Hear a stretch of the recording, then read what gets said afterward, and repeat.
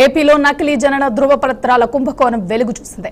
శ్రీ సత్యసాయి జిల్లా అగలి మండలం కొమరేపల్లి పంచాయతీ కేంద్రంగా జరిగిన భారీ మోసాన్ని గుర్తించిన ప్రభుత్వం అక్కడ జారీ చేసిన 3981 బర్త్ సర్టిఫికెట్లను రద్దు చేస్తూ కీలక నిర్ణయం తీసుకుంది. కేవలం 1500 లోపే జనాభా ఉన్న కొమరేపల్లి గ్రామంలో 2025 జనవరి నుంచి అక్టోబర్ 31 వరకు 10 నెలల వ్యవధిలోనే దాదాపు 4000 జనన ధృవపత్రాలు జారీ కావడం అధికారులను సైతం విస్మయానికి గురిచేసింది.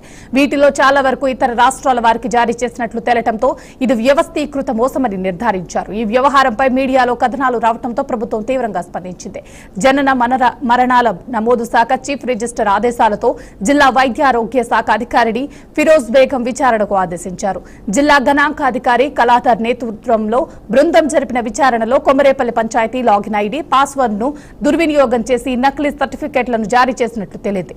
విచారణ నివేదిక ఆధారంగా ప్రభుత్వం ఈ సర్టిఫికెట్లన్నింటినీ రద్దు చేయటమే కాకుండా బాధ్యులపై పోలీసులకు ఫిర్యాదు చేయాలని అధికారులను ఆదేశించింది.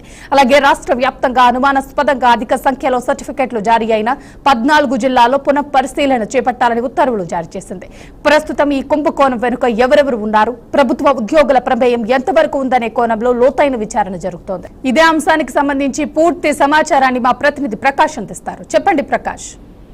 శ్రీ సత్యసాయి జిల్లా కొమరేపల్లిలో జరిగిన ఈ నకిలీ జనన ధృవపత్రాల స్కామ్ గురించి మనం ఒకసారి ఆలోచన చేస్తే పెద్ద స్కామ్ అనే ఎవరు యాక్ట్ చేశారు, లాగిన్ పాస్వర్డ్ ఎవరు యాక్ట్ చేశారు, మొత్తం మీద 3981 నకిలీ బర్త్ సర్టిఫికెట్లు తర్వాత జారీ చేయన విషయం అయితే బయటపడిన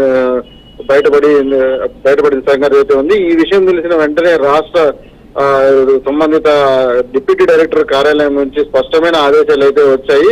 ఆ ఆదేశాల ప్రకారం ఈ నకిలీ సర్టిఫికెట్లను వెంటనే రద్దు చేయాలని, అదే విధంగా సైబర్ క్రైమ్ పోలీసులకు కూడా ఫిర్యాదు ఇవ్వాలని సూచించిన పరిస్థితి ఉంది. అయితే మనం చూసుకున్నట్టయితే దీని ఇంపాక్ట్ అధికారులు మొత్తం మీద చూసుకున్నట్టయితే దాదాపుగా 3981 సర్టిఫికెట్లు మొత్తం రద్దు చేసేశారని అయితే మనకు తెలుస్తున్న పరిస్థితి ఉంది.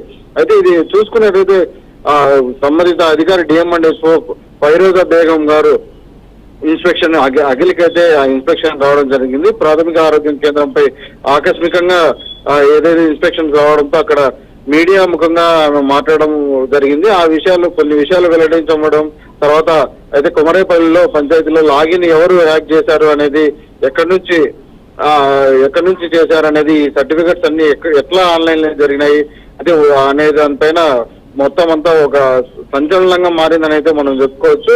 అయితే ఉన్నతాధికారుల ఆదేశాల మేరకు నకిలీ ధృవపత్రాలు ఏవైతే సర్టిఫికెట్స్ ఉన్నాయో మొత్తం అన్ని రద్దు చేసి తర్వాత సంబంధిత నివేదికలను అయితే పై స్థాయి అధికారులకు అయితే వీళ్ళు సమర్పించారని అయితే ఫైరోజా బేగం అయితే చెప్పిన పరిస్థితి ఉంది. అయితే ఈ వ్యవహారంలో పంచాయతీ సెక్రటరీల పాత్ర ఏమైనా ఉందా అనే కోణంలో కూడా అధికారులు అయితే దీనిపైన పూర్తిగా సమాచారం తీసుకుంటున్న పరిస్థితి ఉంది. వారిపైన కూడా సందేహం పరుస్తున్నట్లు అధికారులు అయితే విచారిస్తున్న పరిస్థితి.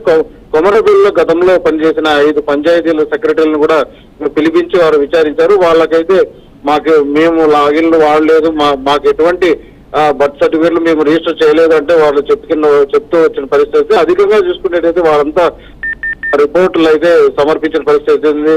అయితే దీంతో వాళ్ళు ఈ వ్యవహారంలో వాళ్ళకి ఎటువంటి ప్రమేయం లేదైతే ఉన్నతాధికారులు అయితే భావించవలసిన పరిస్థితి ఉంది. అయితే కొత్తగా ఊళ్ళోకి వచ్చిన పంచాయతీ సెక్రటరీ మహేష్ ఎవరైతే ఉన్నారో ఆయన కూడా విచారించిన పరిస్థితి ఉంది. ఆయన కూడా నేను నా లాగిన్ వాడలేదు, బర్త్ సర్టిఫికెట్లు జారీ చేయలేదు, అయినా నా మొబైల్ కు వరుసగా ఓటీపీలు వస్తుండడంతో వెంటనే నా ఉన్నతాధికారులకు నేను ఇన్ఫర్మేషన్ ఇవ్వడం జరిగిందంటూ ఆయన చెప్పుకున్న వస్తే అయితే జిల్లా పంచాయతీ అధికారి మాత్రం విచారణలో కూడా ఈ ముఖ్యమైన విషయాలు అయితే పొందబడుతుంది. కొమరేపల్లి పంచాయతీకి ఏవైతే సెక్రటరీలు ఉన్నారో ఈ స్కామ్ లో ఎలాంటి సంబంధం లేదని అయితే వారు తేల్చి చెప్పారు.